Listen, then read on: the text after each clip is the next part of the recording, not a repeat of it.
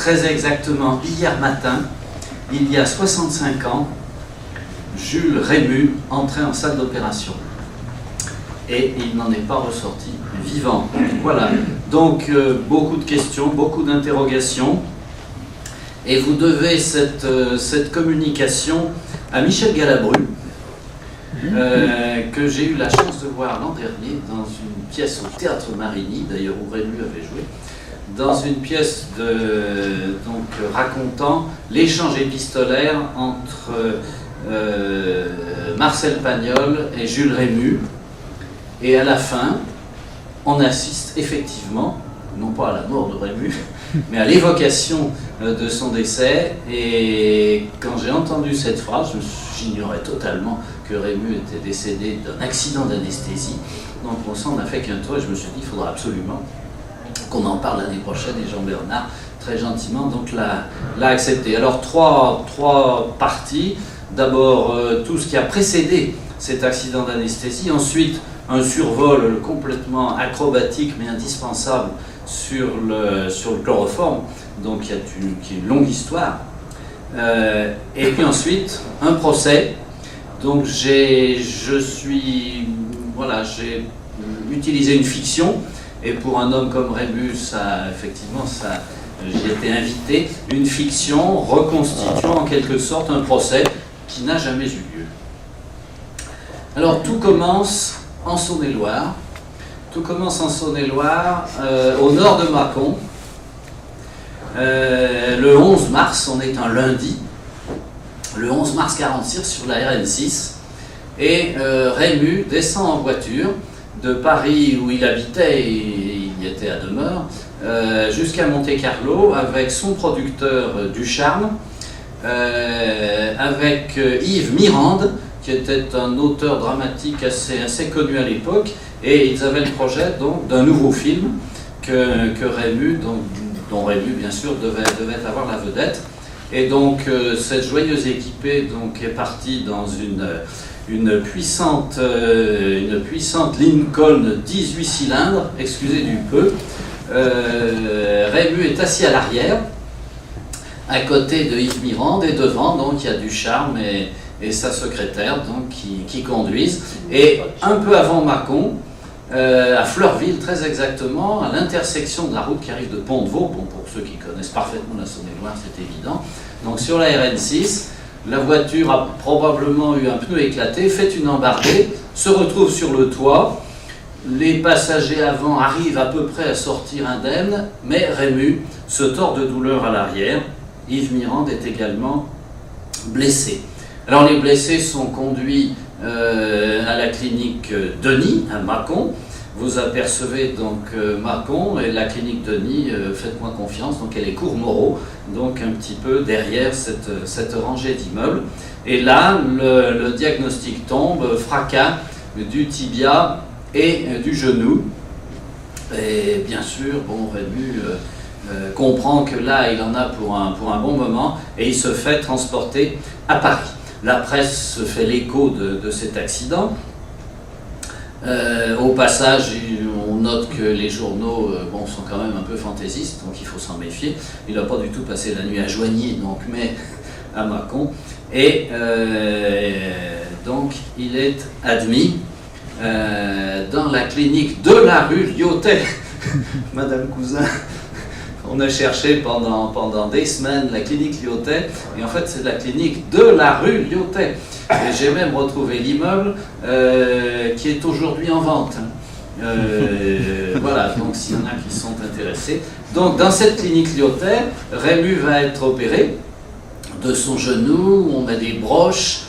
Malheureusement, ça s'infecte, les plaies cicatrisent mal, on fait venir de la pénicilline, je vous rappelle qu'on est en 1946, on fait venir de la pénicilline à grands frais, on a dû lui faire 50 000, peut-être 100 000 unités, et donc Rému surtout va passer 8 semaines allongé, la jambe plâtrée, et ça le rend complètement fou, lui qui est un bon extrêmement actif, et vraiment il est très malheureux de cette situation d'être alité pendant 8 semaines. C'est vraiment pas dans son tempérament, il déprime, il a perdu un certain nombre de contrats cinématographiques qui devaient être faits.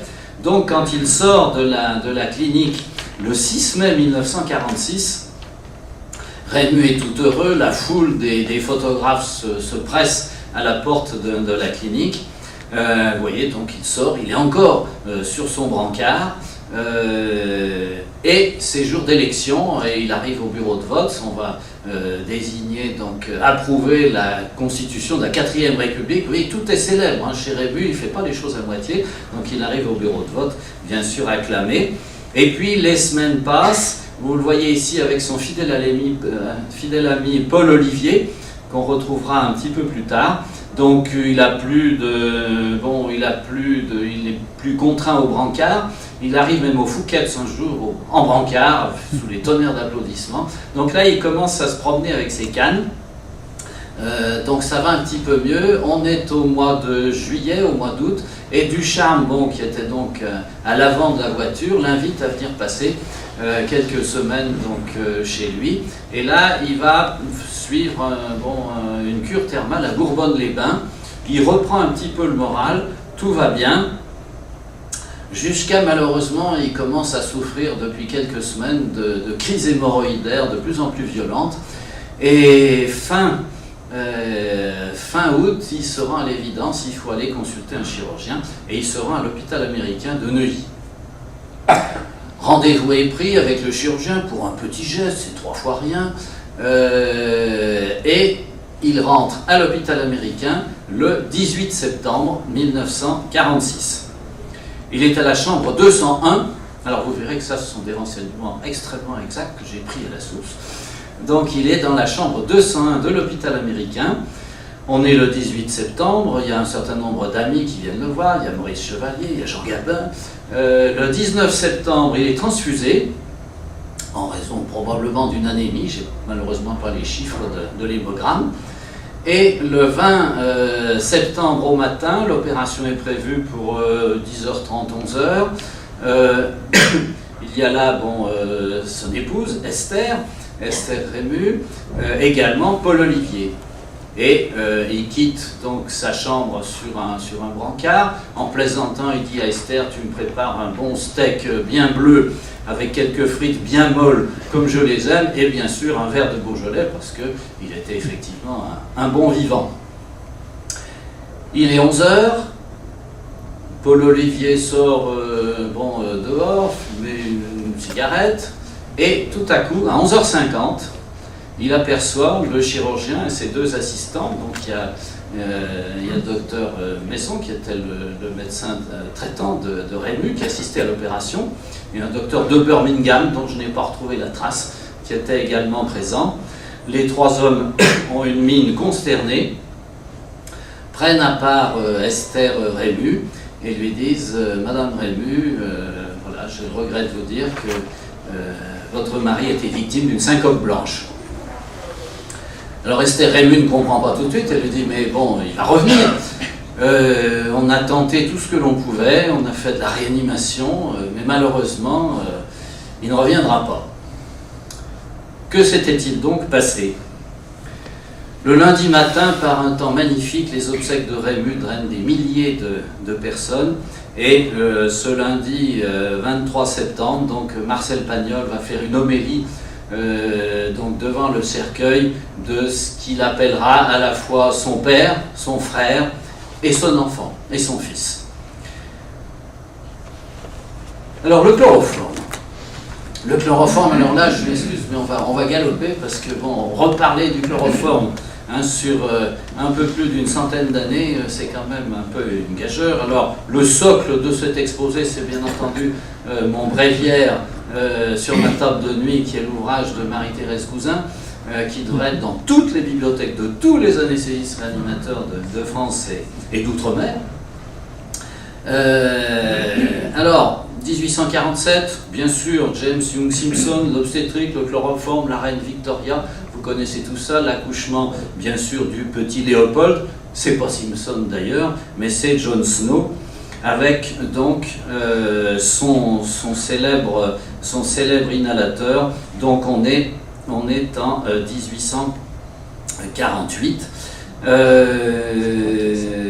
Charrière à Paris, bien sûr, fabrique ses premiers appareils. Alors la quasi-totalité de cette iconographie, je la dois bien sûr à mon ami Jean-Bernard Casala et à son remarquable ouvrage qui lui aussi devrait faire partie de toutes les bibliothèques.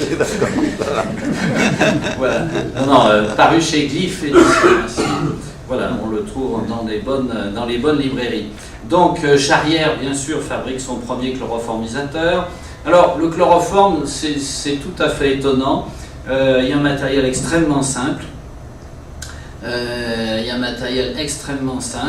Je vous reporte à l'article de Jacques Othon sur les cornets, qui fait une référence tout à fait remarquable, paru dans les cahiers d'anesthésiologie. Et puisqu'on est dans l'histoire, je crois qu'on ne dira jamais assez ce que l'histoire de l'anesthésie a perdu lorsque les cahiers d'anesthésiologie ont cessé de paraître, qui dans chaque numéro publiaient un article. Donc ils sont arrêtés, je crois, en 2006, si ma mémoire est bonne, et ils n'ont jamais été remplacés. Et c'est vrai que ces publications, je pense, dans les cahiers d'anesthésiologie, ont beaucoup compté dans notre amour de l'histoire de l'anesthésie, parce qu'effectivement, on y retrouvait des documents remarquables, donc comme celui de Jacques Othon sur les cornets. J'ignorais complètement ce que c'était que ces cornets. Et vous voyez en bas une trousse à chloroforme. Tout est là pour faire de l'anesthésie, et en particulier la fameuse pince, tire-langue, les tractions rythmées de la langue, et le petit flacon à chloroforme. Vous voyez que c'était rustique, c'était simple, ça coûtait pas très cher, et c'était redoutablement efficace. Esmark, en 1877, sort aussi son chloroformisateur, son ensemble, avec une jolie petite trousse en cuir, tout à fait superbe. Et puis bien sûr Joseph Thomas Clover, qui va sortir des appareils magnifiques, donc associant l'éther au protoxyde d'azote. Mais c'est vrai qu'au début il s'est passionné pour le chloroforme, et il avait un sac, alors je ne connais pas tous les détails, Marie-Thérèse Cousin nous le sortira, peut-être la technique d'utilisation de Clover, mais apparemment il n'y avait que lui qui savait s'en servir, mais il n'avait pas d'accident. Mais les physiologistes s'emparent du sujet, bien sûr. Le chloroforme, c'était magique pour endormir les petits toutous. Et Claude Bernard, quand on lit ce qu'il raconte, voilà, quand on en donne un petit peu trop, eh bien l'animal est sidéré. Si le cœur bat encore, d'une façon imperceptible, ramener l'animal à la vie en l'excitant énergiquement, en lui injectant un peu d'eau dans le nez avec une certaine violence, on rétablit les mouvements respiratoires, l'application d'électricité. N'oubliez pas ça, c'est très important. Donc déjà Claude Bernard, en 1879, avait le pressentiment qu'en appliquant des décharges électriques, on pouvait ressusciter l'animal. Et puis bien sûr Raphaël Dubois. Là encore, on retrouve Jacques Othon et son remarquable article sur l'appareil de Raphaël Dubois, qui était un magnifique instrument. Il était magnifique non pas par la beauté de ses cuivres et de son appareillage, mais parce qu'il était magnifique sur le plan de la physiologie. Et Raphaël Dubois, élève de Paul Bert, avait inventé la titration, dont on parle encore de nos jours. La titration du chloroforme, c'est-à-dire qu'à la goutte près, au milligramme près, on savait très précisément ce que l'on administrait.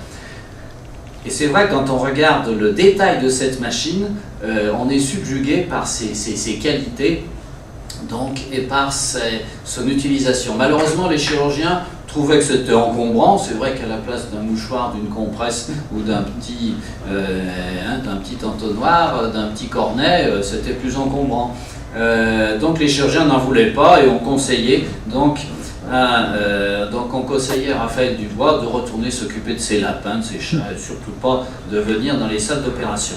Et puis 1908, bien sûr, l'Ombredane qui va détrôner le chloroforme, une image encore tirée du livre de Marie-Thérèse Cousin, le chloroformisateur de Ricard, bien sûr, le masque à chloroforme qui fait de la résistance. Là, à ce moment-là, il intervient aussi une pièce magnifique de la collection privée de Jean Bernard, c'est le cornet de Chagnolo. Donc un certain nombre d'appareils, et puis Rod Draeger arrive, Rod Draeger avec des appareils donc, qui auront eu toute une génération d'appareils à chloroforme. Vous notez ici ce petit bijou de l'industrie allemande. avec l'administration au goutte à goutte, et là encore avec une extrême précision, puisque la marge de sécurité du chloroforme est extrêmement faible. Donc le chloroforme, les appareils de Rod Draeger. Puis 14-18, alors là effectivement le chloroforme avec l'éther va triompher parce que la rusticité, simplicité, moindre coût. Et c'est vrai que dans les tranchées, on est bien content d'avoir le chloroforme à la compresse. Et puis Schleich invente bien sûr son célèbre mélange qui va perdurer pendant quelques décennies. Alors, des années 30 jusqu'à 1946, donc jusqu'à l'année où décède Rému, à Poitiers, il y a un très beau recueil de ce qui se faisait dans les hôpitaux, à l'Hôtel-Dieu de Poitiers. Et là, on voit que l'éther, a une écrasante majorité, à la confiance des chirurgiens. Le chloroforme, c'est un peu confidentiel, 2%. Les barbituriques arrivent, enfin. L'évipan, le thiopental, le pentiobarbital, etc. Le cyclopropane, Louis Amyot et son circuit fermé. En pédiatrie, très curieusement, d'après ce que j'ai lu, le chloroforme avait pratiquement pas d'accidents et d'événements indésirables, puisque Fröhlich à Nancy a collecté pratiquement 30 000 anesthésies en pédiatrie au chloroforme, donc sur une très longue période, il n'a noté aucun décès. Je vous livre cette information, mais qui est quand même surprenante. Et puis, le curare et la lignocaïne. Alors, après 1946, qu'est-ce qui se passe? On aurait pu se dire qu'effectivement, en 1946, le chloroforme, il serait peut-être temps de s'en séparer. Alors, le lotus bleu, qui n'a pas le souvenir de l'utilisation du chloroforme, ça marche très bien. Et puis on arrive à Nadia Dubochet qui a été évoqué tout à l'heure, donc je n'insiste pas, mais dans son ouvrage, son passage sur le chloroforme est quand même très éloquent, puisque la marge de sécurité, ce que je vous disais tout à l'heure, est effectivement extrêmement réduite. Elle souligne, on est en 1946, que le grand danger du chloroforme, c'est bien sûr la mort subite par syncope cardiaque. Voilà, la fibrillation ventriculaire. Et puis Pierre Gnard, vous voyez que décidément c'est une journée tout à fait placée sous son signe. Alors Pierre Gnard, alors il se trouve que dans l'encyclopédie médico-chirurgicale que j'avais acquis donc au début de mes études en anesthésie, donc dans les années 70, eh bien il y avait l'article de Pierre Gnard sur le chloroforme, et comme je garde beaucoup de choses, j'avais gardé heureusement cet article. Donc Pierre Gnard qui finalement fait un relatif éloge en disant c'est guère mieux, c'est le fluotane, c'est guère mieux, mais c'est beaucoup plus cher. Et effectivement, j'ai retrouvé également en 1965, donc c'était hier, une table ronde présidée par mon maître Raymond Deleuze sur les halogénés. C'était une discussion planifiée dans l'ARF avec secret, donc publiée dans la Revue Blanche. Et Pierre Huguenard exécute pas le chloroforme, mais il dit dans le fond, avec une bonne prémédication, un starter intraveineux, une bonne administration bien dosée de chloroforme, ça marche très bien. Et finalement, pourquoi pas? Donc on est un petit peu sur sa fin avec le chloroforme. En 1972, Radiguet de la Bastaille quand même ne parle plus du chloroforme. Anquet, le Belge, donc, en parle quand même. On est en 1972, son étroite marge de sécurité. On fait disparaître cette anesthésique des drogues utilisée en anesthésie moderne. Ouf! Donc, exit le chloroforme. Eh bien, vous me croirez si vous voudrez, j'ai fait l'expérience, je suis allé chez mon pharmacien et je lui ai demandé du chloroforme. Eh bien, il y en a. C'est-à-dire qu'on trouve du chloroforme en vente dans toutes les bonnes pharmacies. Il m'a dit, c'est en liste 1, il suffit de faire une ordonnance. Il m'a dit, je vous le donne comme ça, parce qu'on se connaît. Donc, vous pouvez acquérir, c'est pas cher, vous pouvez acquérir du chloroforme autant que vous en voulez. Alors, à Lyon, c'est vrai qu'à Pierre-Bénite, avec Rhône Poulenc, on est assez bien placé dans la chimie. Et le chloroforme, au mois de février de cette année, ils en ont perdu 100 litres d'un seul coup dans le Rhône, mais sans impact significatif, ont-ils dit, sur la flore et la faune. Voilà, donc le chloroforme existe encore bel et bien, c'est un excellent solvant, c'est un excellent réactif, enfin c'est largement utilisé dans le monde. Donc si vous voulez du chloroforme pour endormir, voilà, dans la cuisine ou sur la table de la salle à manger, c'est possible. Alors, le procès, eh bien, en 1946, la justice a quand même d'autres chats à fouetter qu'un mort par le chloroforme.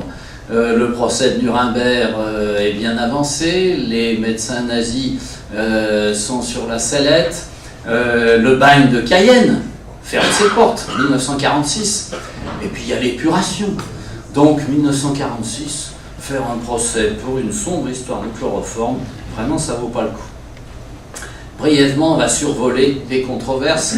Là encore, tout a été dit sur ce qui s'est passé entre l'éther et le chloroforme, mais quand même, sur le plan judiciaire, l'affaire Stock, l'affaire Doré, bon, Mademoiselle Stock, dont tout le monde connaît bien l'histoire, endormie par le chloroforme, donc à Boulogne, pour une petite plaie infectée de la cuisse. Goré verse quelques gouttes de chloroforme sur le mouchoir, et quelques secondes après, c'est la syncope, et Mademoiselle Stock décède. C'était pas la première, puisqu'il y avait déjà eu Anna Griner en Angleterre. Enfin, en Europe, on commençait à utiliser le chloroforme assez largement.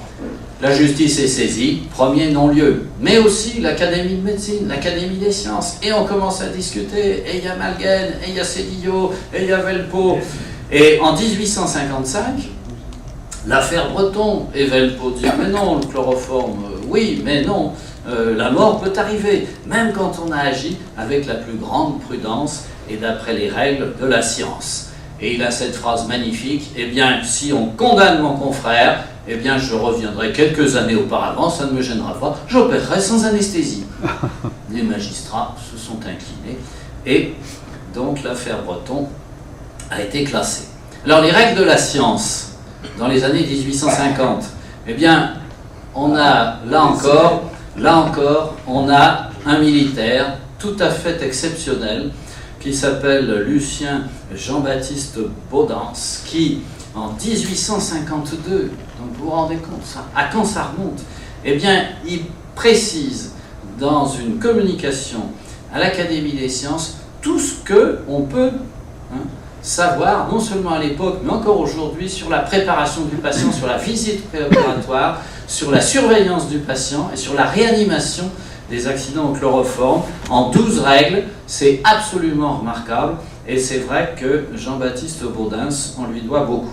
Alors, j'ai surtout plongé dans les archives lyonnaises, vous comprenez pourquoi, puisqu'entre Paris et Lyon, la hache de guerre était déterrée, et les Lyonnais, donc après les premiers accidents du chloroforme, ont décidé de revenir définitivement à l'éther, alors qu'à Paris, eh bien à Paris, le chloroforme, non, ça allait beaucoup plus vite, c'est puissant, cet agent terrible et merveilleux, donc faisait tout à fait merveille. Alors les morts par le chloroforme,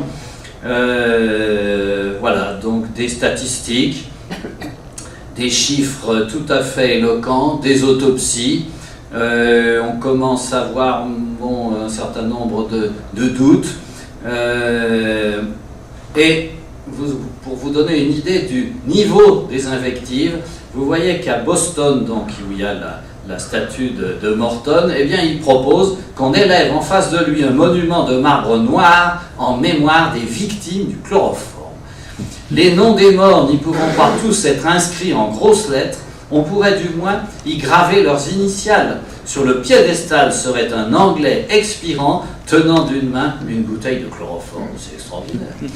Vous imaginez le niveau de la discussion. Donc le grand procès, hélas, n'est pas fait. Les observations. Et alors là, on commence à avoir des travaux statistiques intéressants, puisqu'il évoque l'idée qu'il y a les décès qui surviennent pendant l'anesthésie et les décès qui surviennent à cause de l'anesthésie. Nuance quand même importante, donc les premières statistiques arrivent. Alors là encore des choses très contradictoires. John Snow apparemment n'a jamais eu un seul cas de décès sur 4000 anesthésies au chloroforme, donc il y a quand même quelque chose. Julliard à Genève, qui est l'illustre prédécesseur de François Clergue, Julliard à Genève qui était converti au chloroforme à la suite d'un décès, eh ben, il va revenir à l'éther.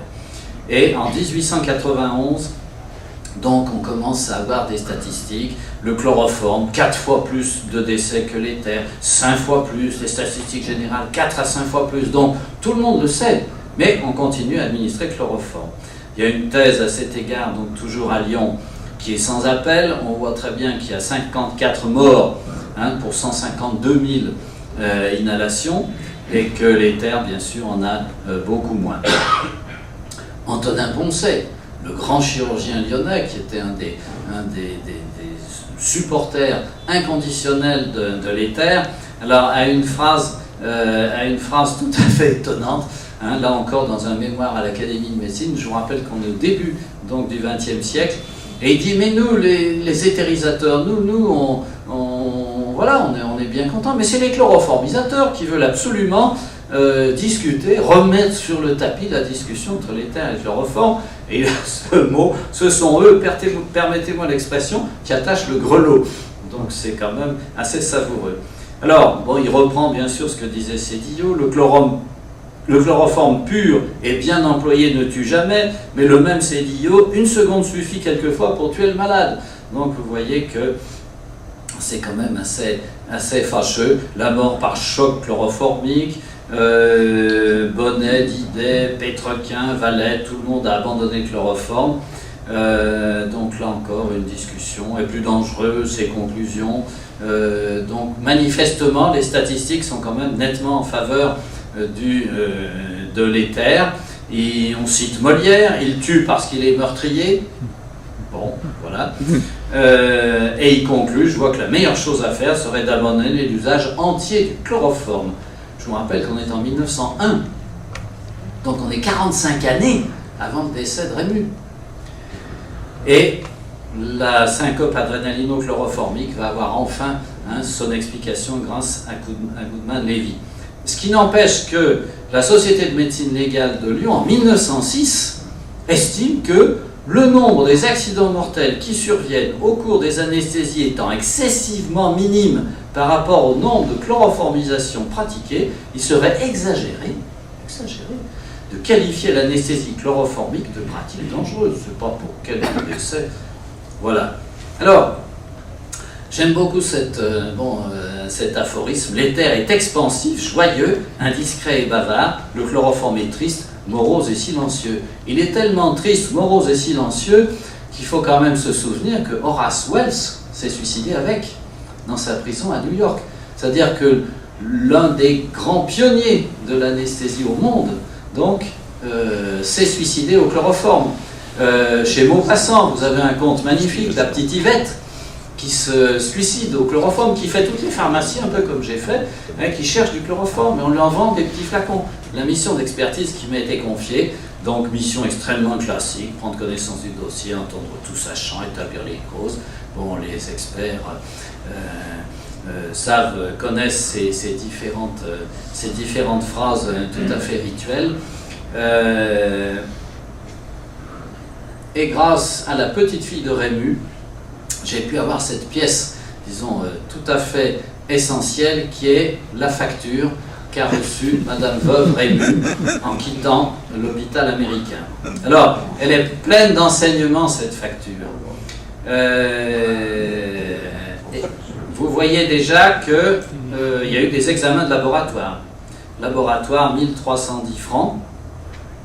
À la première ligne, donc au 18, je vous ai dit que le 18 septembre, donc Rému était admis, donc il a eu un examen de laboratoire. Le lendemain, à la ligne transfusion, donc il a été transfusé, alors qu'il ait eu une anémie après être resté 6 mois, sinon alité, du moins très handicapé, donc il souffrait d'une anémie.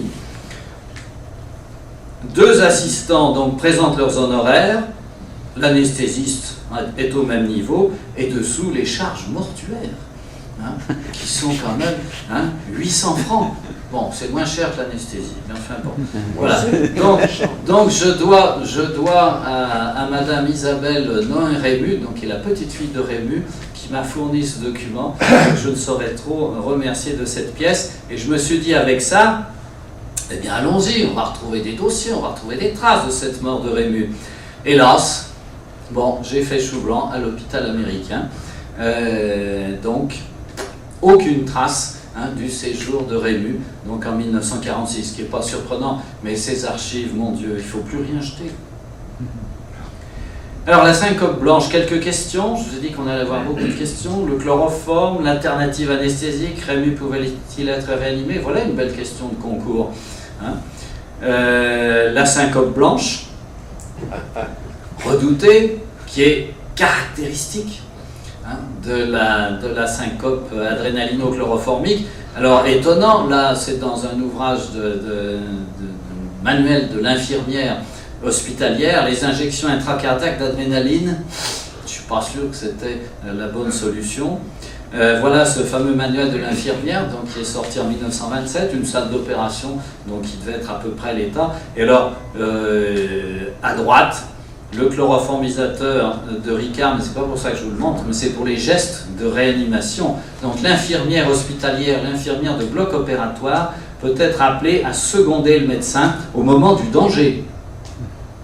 S'il faut faire des frictions, des injections sous-cutanées d'éther, de caféine, de sérum artificiel, donc il est probable qu'à Rému on a fait tout ça, des enveloppements dans des couvertures chaudes, des inhalations d'oxygène, quand même. Et surtout, il faut pratiquer l'extraction rythmée de la langue ou la respiration artificielle. Alors, quand l'opération est terminée, l'un est reporté, mais là, malheureusement, Rému était décédé. Alors, c'est vrai qu'on a un mal fou à se dire, mais dans une salle d'opération, il y avait bien du matériel. Mais non, il n'y avait rien. Il n'y avait rien. Et j'ai retrouvé à ce propos une discussion entre Lassner et Kern, et il y avait quelqu'un qui interrogeait, disait, enfin, quels sont les moyens de surveillance? Tout ça se passait donc en 1946-1947. Et quels sont les moyens de surveillance de l'opéré, messieurs les médecins anesthésistes? Et Lassner a eu cette réponse magnifique, les 5 sens. Donc il n'y avait strictement rien d'autre que le pouls, les yeux, le tact, l'odorat pour respirer le chloroforme ou l'éther. Enfin, vous voyez, donc les 5 sens, il n'y avait strictement rien d'autre. Donc bien sûr, ni électrocardiographie, l'électrocardiographie existait, mais on n'allait pas amener un électrocardiographe au bloc opératoire. Quant à la défibrillation, c'est une autre histoire. Vous voyez qu'en 1925, l'électrocardiographie en était encore à tous ses débuts. Alors, quelques attendus, il me reste 1 minute 30. Quelques attendus, l'indication opératoire était légitime. La preuve d'une administration chloroformique, je ne l'ai jamais eue. Simplement la syncope blanche, les circonstances, la rapidité avec laquelle les chirurgiens sont sortis de la salle d'opération, tout cela en font une très forte présomption. En confiant l'anesthésie à un assistant, etc. Bon, ça c'est les attendus habituels. En pratiquant pas en lieu et place de la chloroformisation. Alors c'est la question qu'on peut se poser, mais pourquoi pas une épidurale, une brachicocaïnisation comme ça se pratiquait, puisque Ariès nous a expliqué tout à l'heure que le quart des anesthésies à l'époque se faisait donc en loco régional. Et pour effectivement une chirurgie hémorroïdaire, quoi de plus simple? Est-ce que Rému a refusé? Peut-être. Et pour finir, donc, l'attitude du chirurgien